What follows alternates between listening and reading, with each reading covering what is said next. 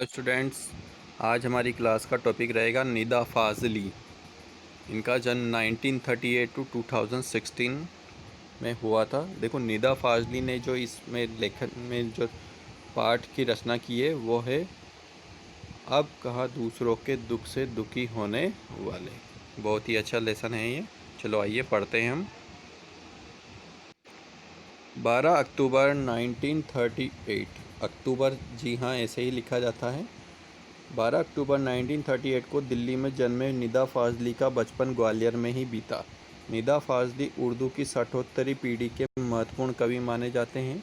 साठोत्तरी का मतलब होता है 60 के बाद वाली पीढ़ी, ठीक है। आम बोलचाल की भाषा में और सरलता से किसी के भी दिलो दिमाग में घर कर सके ऐसी कविता करने में इन्हें महारत हासिल है। वहीं निदा फाजली अपनी गद्य रचनाओं में शेर व शायरी पिरोकर बहुत कुछ को थोड़े में कर देने के मामले में अपने किस्म के अकेले ही गद्यकार हैं। निदा फाजली की लफ्ज़ों का पुल नामक कविता की पहली पुस्तक आई। शायरी की किताब खोया हुआ सा कुछ के लिए उन्हें 1999 यानी 1999 के साहित्य अकादमी पुरस्कार से सम्मानित किया गया था। निदा फाजली की आत्मकथा का पहला भाग दीवारों के बीच और दूसरा दीवारों के पार शीर्षक से प्रकाशित हो चुका है। फिल्म उद्योग से संबद्ध रहे निदा फाजली का निधन जो है वो 8 फरवरी 2016 को हुआ। यहाँ तमाशा मेरे आगे किताब में संकलित एक अंश प्रस्तुत है। देखो, पाठ प्रवेश के बारे में हम पढ़ते हैं। कुदरत ने यह धरती उन तमाम जीवधारियों के लिए अता फरमाई थी जिन्हें खुद उसी ने जन्म दिया था। लेकिन हुआ यह कि आदमी नाम के कुदरत के सबसे अजीब करिश्मे ने धीरे धीरे पूरी धरती को ही अपना जागीर बना लिया। अर्थात धीरे धीरे मनुष्य ने इसे अपने अनुरूप बनाने की चेष्टाएं करना शुरू कर दिया और इसे पूरी तरह से अपनी व्यवस्था के अनुसार अपने सुख के अनुभव के लिए इसे अपनी तरह पूरी तरह से इसे स्वार्थपन के हिसाब से इसका शोषण करने लगा। अन्य तमाम जीवधारियों को दरबदर कर दिया। अर्थात उन्हें जो है, दरबदर का मतलब कहीं कहीं नहीं छोड़ना, अर्थात उनकी प्रजातियां विलुप्त होना, ठीक है, धीरे धीरे उनकी विलुप्ति के कगार पर होना। नतीजा यह हुआ कि अन्य जीवधारियों की या तो नस्लें खत्म होती गई या उन्हें अपना ठौर ठिकाना छोड़कर कहीं और जाना पड़ा, या फिर आज भी वे एक आशीनी की तलाश में मारे मारे फिर रहे हैं। क्योंकि हम देखते हैं कि आज जो मानव अपने अधिकार के लिए हर जगह पर वो अपना अधिकार जमाता जा रहा है। पहले वो गाँव में बसता था ना, गाँव में बसता हुआ सा इतना बस गया कि अब उसे शहर की ओर पलायन करना पड़ रहा है। शहरों में जो है किस प्रकार से हम देखते हैं कि पूरा जो है इस प्रकार से बढ़ रहा है। तो इस प्रकार हम देखते हैं कि आदमी ने वर्तमान में अपने स्वार्थपन के लिए, अर्थात स्वार्थ को पूरा करने के लिए हर संभव वह प्रयास कर रहा है, चाहे इससे किसी का कितना ही क्यों ना नुकसान हो, कितने ही जीवधारियों को अपने वंश का, अपने जीवन का जो है वो समापन करना पड़े। इतना बार हुआ रहा होता तब भी गनीमत होती, लेकिन आदमी नाम के इस जीव की सब कुछ समेट लेने की भूख यहीं पर पूरी नहीं हुई। अब वह अन्य प्राणियों को ही नहीं, खुद अपनी जात को भी बेदखल करने से जरा भी परहेज नहीं करता। आलम यह है कि उसे न तो किसी के सुख दुख की चिंता है, न किसी को सहारा या सहयोग देने की मंशा ही।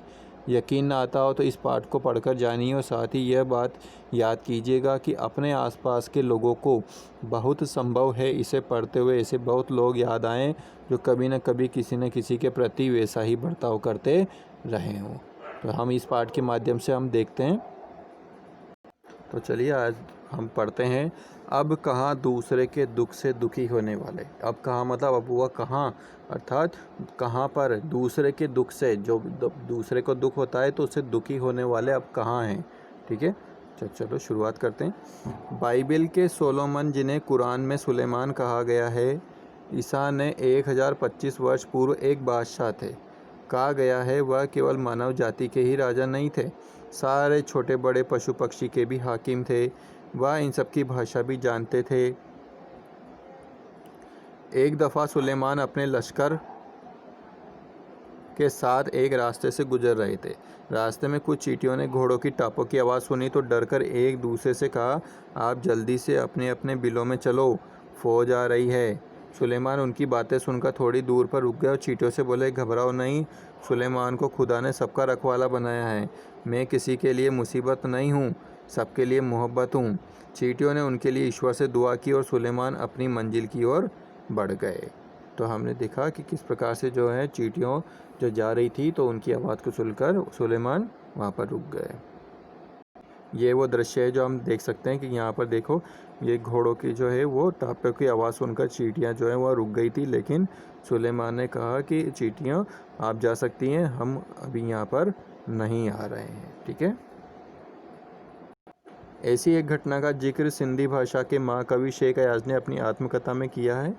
उन्होंने लिखा है, एक दिन उनके पिता कुएं से नहाकर लौटे, माँ ने भोजन परोसा। उन्होंने जैसे ही रोटी का कोर तोड़ा, उनकी नज़र अपनी बाजू पर पड़ी। वहाँ एक काला च्योंटा रेंग रहा था, अर्थात च्योंटा मतलब चीटा जिसे हम बोलते हैं। वह भोजन छोड़कर उठ खड़े हुए। माँ ने पूछा, क्या बात है, भोजन अच्छा नहीं लगा? शेख अयाज के पिता बोले, नहीं, यह बात नहीं है, मैंने एक घर वाले को बेघर कर दिया है। उस बेघर को कुएं पर उसके घर छोड़ने जा रहा हूँ। तो किसके लिए कह रहे थे, आप सबको पता है? जी हाँ, वह उस चीटे के लिए कह रहे थे जो चीटा उनके साथ आ गया था। वो जानबूझकर नहीं लाए थे, बल्कि वह उनके साथ आ गया था। बाइबल और दूसरे पावन ग्रंथों में यह नूह नाम के एक पैगंबर का जिक्र मिलता है। उनका असली नाम लश्कर था, लेकिन अरब ने उनको नूह के लक़ब से याद किया है। वह इसलिए कि आप सारी उम्र रोते रहें। इसका कारण एक जख्मी कुत्ता था। नूह के सामने से एक बार एक घायल कुत्ता गुजरा। नूह ने उसे धुतकारते हुए कहा, दूर हो जा गंदे कुत्ते। इस्लाम में कुत्तों को गंदा समझा जाता है। कुत्ते ने उनकी धुतकार सुनकर जवाब दिया, न मैं अपनी मर्जी से कुत्ता हूँ, न तुम अपनी पसंद से इंसान। बनाने वाला सबका तो वही एक है। मट्टी से मट्टी मिले, खो के सभी निशान, किसमें कितना कौन है, कैसे हो पहचान। बहुत अच्छी बात की है।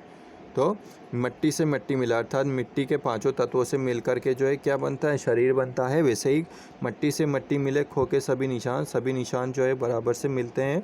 सभी निशान, किसमें कितना कौन है, कैसे हो पहचान। लेकिन कौन कौन किस प्रकार से बना हुआ है, वो सब ईश्वर ने हमें बनाया है, हम अपनी मर्जी से बिल्कुल भी नहीं बने। नूह ने जब उसकी बात सुनी और दुखी हो मुद्दत तक रोते रहे। महाभारत में युधिष्ठिर का जो अंत एक तक साथ निभाता नजर आता है, वह भी प्रतीकात्मक रूप में एक कुत्ता ही था। सब साथ छोड़ते गए तो केवल वही उनके एकांत को शांत कर रहा था। दुनिया कैसे वजूद में आई, पहले क्या थी, किस बिंदु से इसकी यात्रा शुरू हुई, इन प्रश्नों के उत्तर विज्ञान अपनी तरह से देता है, धार्मिक ग्रंथ अपनी अपनी तरह से देते हैं। संसार की रचना भले ही कैसे हुई हो, लेकिन धरती किसी एक की नहीं है। पंछी, मानव, पशु, नदी, पर्वत, समुद्र आदि की इसमें बराबर की हिस्सेदारी है। ऐसा नहीं मनुष्य ज़्यादा बुद्धिमान हो गया तो केवल मनुष्य का ही है, नहीं, धरती पर रहने वाले सभी प्राणियों जीवधारियों का है। यह और बात है कि इस हिस्सेदारी में मानव जाति ने अपनी बुद्धि से बड़ी दीवारें खड़ी कर दी। पहले पूरा संसार एक परिवार के समान था, अब टुकड़ों में बंटकर एक दूसरे से दूर हो चुका है। पहले बड़े बड़े दालानों आंगनों में सब मिलजुल कर रहते थे, अब छोटे छोटे डिब्बे जैसे घरों में जीवन सिमटने लगा है, जिन्हें फ्लैट कहा जाता है। बढ़ती हुई आबादियों ने समुद्र को पीछे सरकाना शुरू कर दिया है, पेड़ों को रास्तों से हटाना शुरू कर दिया है। फैलते हुए प्रदूषण ने पंछियों को बस्तियों से भगाना शुरू कर दिया है। बारूदों की विनाश लीलाओं ने वातावरण को सताना शुरू कर दिया है। और अब गर्मी में ज़्यादा गर्मी, बेवक्त की बरसातें, जलजले, सैलाब, तूफान और नित्य नए रोग मानव और प्रकृति के इसी असंतुलन के परिणाम हैं। नेचर की सहन शक्ति की एक सीमा होती है। नेचर के गुस्से का एक नमूना कुछ साल पहले मुंबई में देखने को मिला था, और यह नमूना इतना डरावना था कि वो बम्बई निवासी डर कर अपने अपने पूजा स्थल में अपने खुदाओं से प्रार्थना करने लगे थे। कई सालों में बड़े बड़े बिल्डर समंदर को पीछे धकेल कर उसकी ज़मीन को हथिया रहे थे। बेचारा समंदर लगातार सिमटा जा रहा था। पहले उसने अपनी फैली हुई टांगें समेटी, थोड़ा सिमट कर बैठ गया, फिर जगह कम पड़ी तो उकड़ू बैठ गया, फिर खड़ा हो गया। जब खड़े रहने की जगह कम पड़ी तो उसे गुस्सा आ गया। जो जितना बड़ा होता है उसे उतना ही कम गुस्सा आता है, परंतु आता है तो रोकना मुश्किल हो जाता है। और यही हुआ। उसने एक रात अपनी लहरों पर दौड़ते हुए 3 जहाज़ों को उठाकर बच्चों की गेंद की तरह 3 दिशाओं में फेंक दिया। तो हुआ ये कि आज के युग में, कहने का मतलब ये कि आज के युग में जो है मनुष्य के पास ज़मीन कम पड़ती जा रही है, तो वो जो है समुद्र के किनारों को सुखा कर वहाँ पर भी जो है अपने आशियाने बना रहा है। उन्हीं आशियाने की वजह से समुद्र क्या सिमटता जा रहा है। लेकिन प्रकृति पर जब ज़्यादा छेड़छाड़ की जाती है तो प्रकृति जरूर विनाश लीला करती है, तब सुनामी जैसी कहीं प्रलय आता है। ठीक है, फिर देखते हैं हम यहाँ पर। एक वर्ली के समंदर के किनारे आकर गिरा, दूसरा बांद्रा में कार्टर रोड के सामने औंधे मुंह और तीसरा गेटवे ऑफ इंडिया पर टूट फूट कर सैलानियों का नज़ारा बना। बावजूद कोशिश के वे घर से चलने फिरने के काबिल नहीं हो सके। मेरी माँ कहती थी, सूरज ढले आंगन के पेड़ों से पत्ते मत तोड़ो। अर्थात जब सूरज ढलने वाला होता है तो आंगन के पेड़ों से पत्ते नहीं तोड़ना चाहिए, पेड़ रोएंगी। दिया बत्ती के वक्त फूलों को मत तोड़ो, अर्थात सांझ के समय जो है फूलों को नहीं तोड़ना, फूल बद्दुआ देते हैं। दरिया पर जाओ तो उसे सलाम किया करो, वह खुश होता है। कबूतरों को मत सताया करो, वे हज़रत मोहम्मद को अजीज हैं, अर्थात उन्हें पसंद थे। उन्होंने उन्हें अपनी मज़ार के नीले गुंबद पर घोंसले बनाने की इजाज़त दे रखी है। मुर्गी को परेशान नहीं किया करो, वह मुल्ला जी से पहले मोहल्ले में अजान देकर सबको सवेरे जगाता है। सबकी पूजा एक सी, देखो बहुत अच्छी बात की है यहाँ पर। सबकी पूजा एक सी, अलग अलग है रीत, मस्जिद जाए मौलवी कोयल गाए गीत। देखो बहुत अच्छी बात की है यहाँ पर कि सबकी पूजा एक सी, अलग अलग रीत, लेकिन पूजा तो एक सी है लेकिन रीत तरीके सबके अलग अलग हैं। मस्जिद जाए मौलवी, मस्जिद तो कौन जा रहे हैं, मौलवी, लेकिन कोयल गाए गीत, और गीत सुरीला कौन गाती, कोयल गाती है। अर्थात प्रकृति से अलग होकर मनुष्य अलग नहीं है। कुल मिला के क्या बात है कि मनुष्य प्रकृति से अलग होकर नहीं है, प्रकृति मनुष्य की ही पूरक है। ठीक है, अगर प्रकृति है तो मनुष्य है, ठीक है, प्रकृति अगर नहीं है तो मनुष्य नहीं है। ग्वालियर में हमारा एक मकान था, उस मकान के दालान में 2 रोशनदान थे। उसमें कबूतर के एक जोड़े ने घोंसला बना लिया था। एक बार बिल्ली ने उचक्कर 2 में से एक अंडा तोड़ दिया।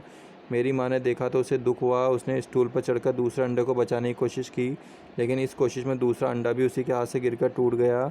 कबूतर परेशानी में इधर उधर फड़फड़ा रहे थे। उनकी आंखों में दुख देखकर मेरी माँ की आंखों में आंसू आ गए। इस गुनाह को खुदा से मुआफ़ करने के लिए उसने पूरे दिन रोज़ा रखा। दिन भर कुछ खाया पिया नहीं, सिर्फ रोती रही और बार बार नमाज पढ़ पढ़ कर खुदा से इस गलती को माफ़ करने की दुआ मांगती रही। तो यहाँ पर हम देख सकते हैं, देखो उनकी जो है, चाहे वो अच्छा कर रही थी लेकिन उस बीच में भी उनसे जो है बुरा काम हो गया, तो वो फिर भी जो है खुदा से उसकी माफ़ी मांगने लगी। ग्वालियर से बम्बई की दूरी ने संसार को काफ़ी कुछ बदल दिया है। वर्सोवा में जहाँ आज मेरा घर है, पहले यहाँ दूर तक जंगल था, पेड़ थे, परिंदे थे और दूसरे जानवर थे। अब यहाँ समंदर के किनारे लंबी चौड़ी बस्ती बन गई है। इस बस्ती ने न जाने कितने परिंदों चरिंदों से उनका घर छीन लिया है। इनमें से कुछ शहर छोड़कर चले गए, जो नहीं जा सके उन्हें यहाँ वहाँ डेरा डाल लिया। इनमें से 2 कबूतरों ने मेरे फ्लैट के एक मचान में घोंसला बना लिया है। बच्चे अभी छोटे हैं, उनके खिलाने पिलाने की जिम्मेदारी बड़े कबूतरों की है। वे दिन में कई बार आते जाते हैं, और क्यों ना आए जाए, आखिर उनका भी घर है। लेकिन उनके आने जाने से हमें परेशानी भी होती है। वे कभी किसी चीज़ को गिराकर तोड़ देते हैं, कभी मेरी लाइब्रेरी में घुसकर कबीर या मिर्ज़ा गालिब को सताने लगते हैं। इस रोज़ की परेशानी से तंग आकर मेरी पत्नी ने उस जगह पर जहाँ उनका आशियाना था एक जाली लगा दी। उनके बच्चों को दूसरी जगह शिफ्ट कर दिया। उनके आने की खिड़की को भी बंद कर किया जाने लगा है। खिड़की के बाहर अब दोनों कबूतर रात भर खामोश और उदास बैठे रहते हैं, मगर अब न सुलेमान है जो उनकी ज़ुबान को समझकर उनका दुख बांटे जैसे चींटियों का बांटा था, और न मेरी माँ है जो उनके दुखों से सारी रात नमाज़ों में काटे। और यहाँ पर देखो कहा गया है कि कितनी अच्छी बात की है, नदियाँ सींचे खेत को, तोता कुतरे आम, सूरज ठेकेदार सा सबको बांटे काम। अर्थात नदियाँ क्या करती हैं, खेतों को सींचती हैं। नदियों का काम क्या है, खेतों को सींचना। तोता कुतरे आम, और तोता क्या है, शुक जिसे बोलते हैं तोता, वो क्या करता है, खुद अपने पेट भरने के लिए वो आम को खाता है। सूरज ठेकेदार सा, यहाँ पर ऐसा प्रतीत हो रहा है जैसे सूरज क्या है, एक ठेकेदार है, कॉन्ट्रैक्टर है, जो सबको बांटे, अपना अपना काम बांटता है। अर्थात उसके जैसे ही वो दिन चढ़ता है सब अपने अपने काम पर लग जाते हैं, और ढलता है सब अपने अपने घर लौट आते हैं। तो हमें भी जो है प्रकृति से बिल्कुल भी जो है इतनी छेड़छाड़ नहीं करनी है, अर्थात प्रकृति को नुकसान नहीं पहुंचाना है। आज हम देखते हैं कि वर्तमान में कोरोना महामारी जो चल रही है वो भी कहीं ना कहीं प्रकृति से छेड़खानी ज़रूर है। अर्थात प्रकृति को हमने बहुत अधिक दुरुपयोग कर लिया है, उसका बहुत अधिक शोषण कर लिया है, तो इसीलिए ये प्रकृति का प्रकोप भी माना जा सकता है। तो इस प्रकार से हमने ये पाठ का अभ्यास किया। इसमें आपको प्रश्नों के उत्तर देने हैं, ठीक है। बहुत अच्छे प्रश्न हैं इसमें। बड़े बड़े बिल्डर समुद्र को पीछे क्यों धकेल रहे थे बताया था, क्यों? क्योंकि वो वहाँ पर बड़ी बड़ी बिल्डिंगें बना रहे थे और उनके किनारों से जो है क्या हुआ, समुद्र सिमटता चला जा रहा था। इसी लेखक का घर किस शहर में था आपको बताना है। जीवन कैसे घरों में सिमटने लगा है। कबूतर परेशानी में इधर उधर क्यों फड़फड़ा रहे थे। ये बहुत अच्छे प्रश्न हैं। लिखित में वाले भी आपको करने हैं। अरब में लश्कर को नूह के नाम से क्यों याद करते हैं। लेखक की माँ किस समय पेड़ों के पत्ते तोड़ने के लिए मना करती है, पता है आपको, सांझ के समय। प्रकृति में आए असंतुलन का परिणाम क्या हुआ। लेखक की माँ ने पूरे दिन रोज़ा क्यों रखा था। लेखक ने ग्वालियर से बम्बई तक किन बदलावों को महसूस किया। और डेरा डालने से आप क्या समझते हैं। और शेख अयाज के पिता अपने बाजू पर काला चूटा रेंगते देख भोजन छोड़कर क्यों चले गए थे। तो इस प्रकार से आपको प्रश्न उत्तर का अभ्यास करना है।